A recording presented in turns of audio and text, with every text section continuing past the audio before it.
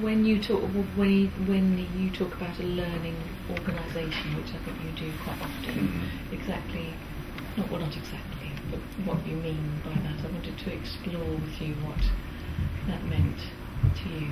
Right.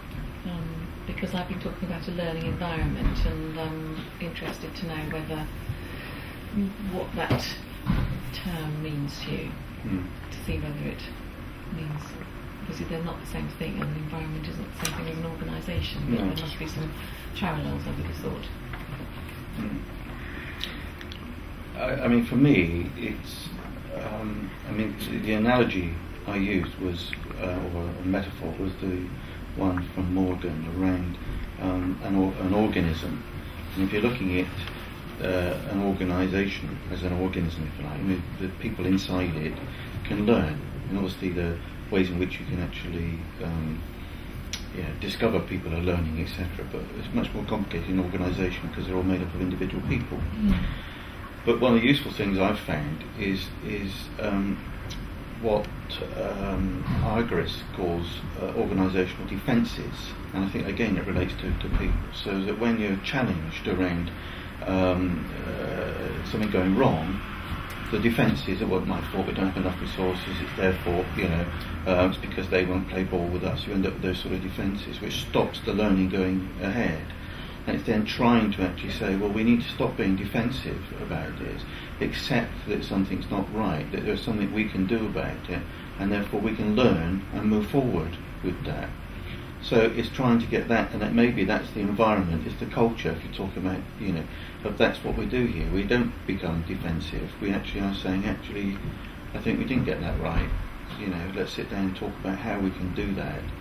And then in terms of then, you get a culture in the organisation where the organisation not just learning, but learning to learn, which is the ultimate. So you actually get that bit ingrained, embodied in them, so that you're saying, actually, this is the way we do things. Like, when a school comes back and says, I was really unhappy with the way you handled that, we don't say, oh, well, if you'd only filled the form out properly, or actually, yes, we'll listen to what you're saying here, and therefore we will try to learn from that and progress from it. So you're trying to get down all those sort of defences that are there at the moment.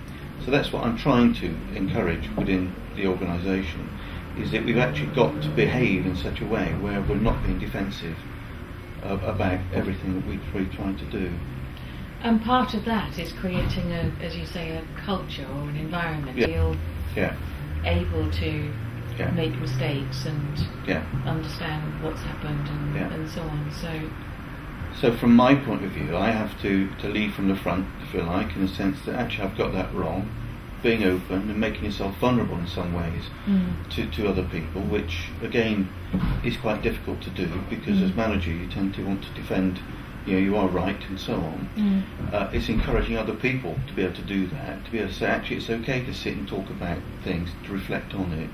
And it's not actually we've got to hold the party line, we've got to say this is actually the way we do it. So maybe around the statutory assessment processes, parents are saying to us, well, it's all too bureaucratic or whatever, and we can actually say, well, that's the code of practice, I'm sorry, but that's what, that's the law that says we have to do that. We need to sit down and say, well, okay, the law says we do that, but are we doing it in a way which is friendly to parents? Can we do something which still keeps us within the law, but maybe makes the process a bit easier, rather than hiding behind the behind the code of practice, or that's the way we've always done it, type of thing. And that, again, it's creating that culture where people are actually accepting that it's okay to do that, and having things like a cafe where people can actually sit down and talk about, actually, I don't think I did that very well. Somebody saying, oh, well, I did it perfectly well, and, you got it all wrong. Actually accepting, well, we are in different places and we all need to learn. So that's what I'm trying to create in terms of the learning organisation, which is different from organisational learning, which tends to be more of, you need to go on this programme, you need to go on that programme, you should develop coaching skills, so therefore we put you on a day's programme and you will have the coaching skills, which tends to be pretty ineffective from all the research and so on. But trying to create that ongoing culture, that sense of actually it's okay. You know, we don't have to be defensive about everything that we do.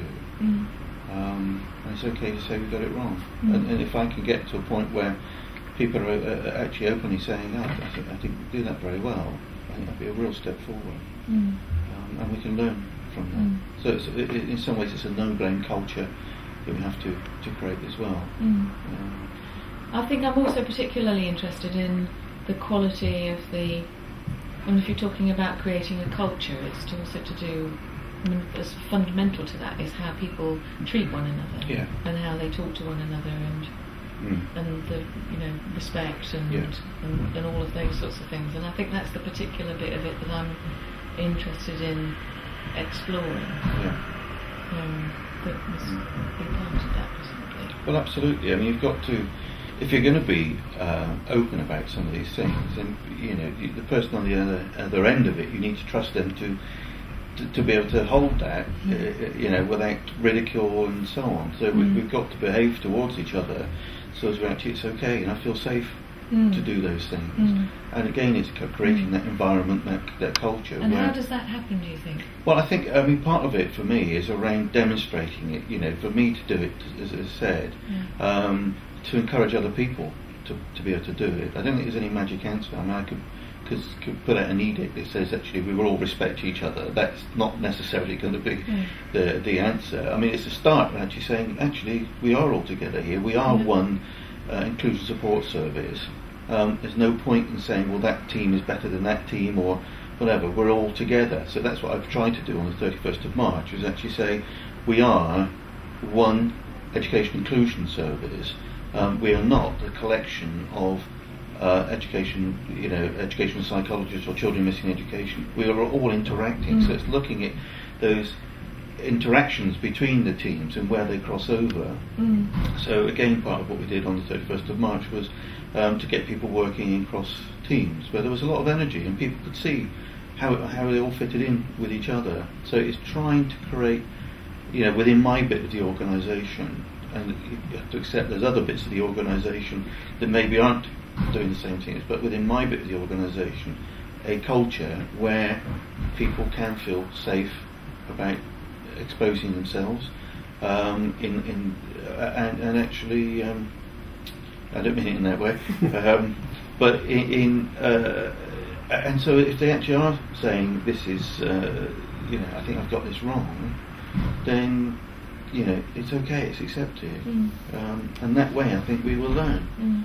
And then the second bit is about how we learn to learn, because you get that. That's what we do here within this organisation, within the education inclusion.